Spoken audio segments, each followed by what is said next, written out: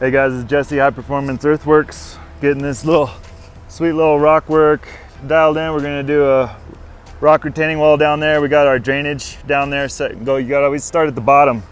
So as with everything, you got to get to the bottom of it before you start building.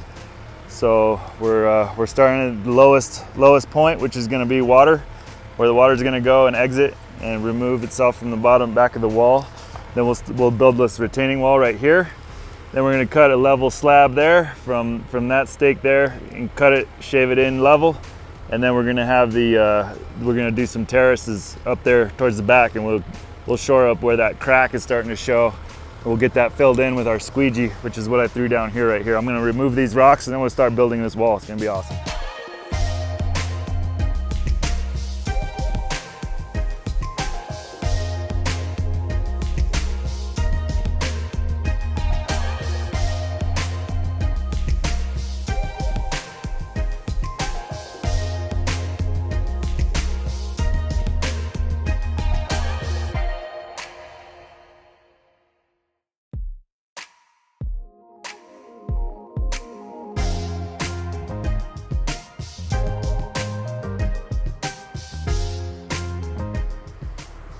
All right, so I got this pad all dug out here. I'm gonna shoot it with the laser, clean up some of these rocks and boulders, and then I'm gonna start placing these giant boulders up into the hillside here. And I'm gonna do my first here, and I have about an 8-foot elevation change right here. So I'm gonna have basically 2 slightly below 4-foot walls. But I am gonna be bringing up the base, the pad 4 inches with gravel, and then we'll do another 4-inch slab, so there'll be 8 inches there. So it's gonna come out to be pretty close to around 3-foot walls, maybe a little more, but I guesstimated about 3-foot walls. So that's what we got.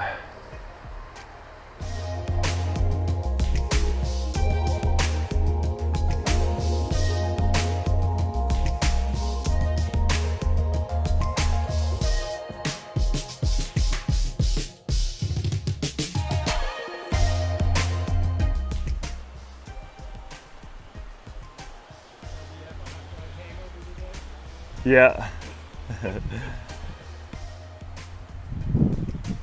A weenie party hangover.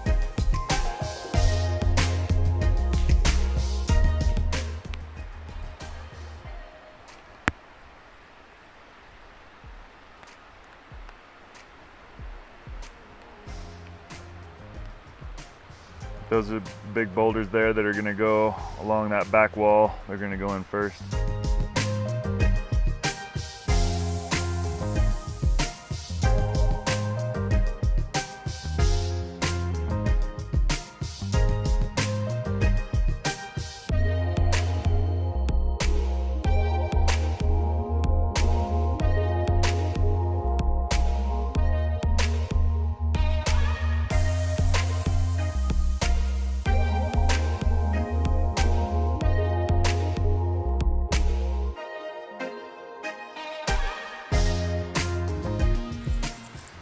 All right, so we put down drain pipe, 3-inch drain pipe at the back and the bottom of the wall. Now we're gonna start building up with boulders coming up from there. We got the drain pipe bedded in squeegee, be nice and porous.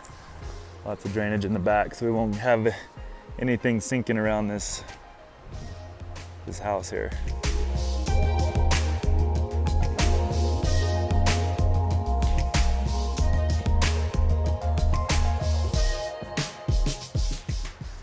All right, so we got our first course of boulders down. These are all about 3 to 4 foot diameter boulders for our first course. We got our squeegee and our pipe down.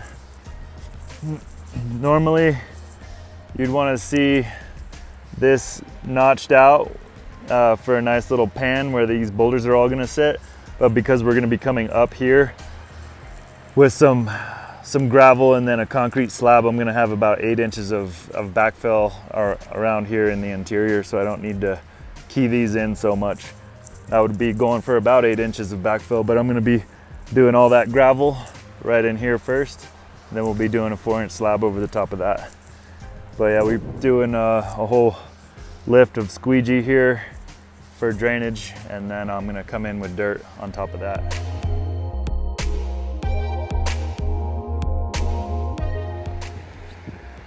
All right, I'm over here coming together. Got our first tier in. I'm gonna probably come in with a couple more small rocks right across there to make that line level. And then I'm rebuilding the top. Got some nice big beefy boulders up there.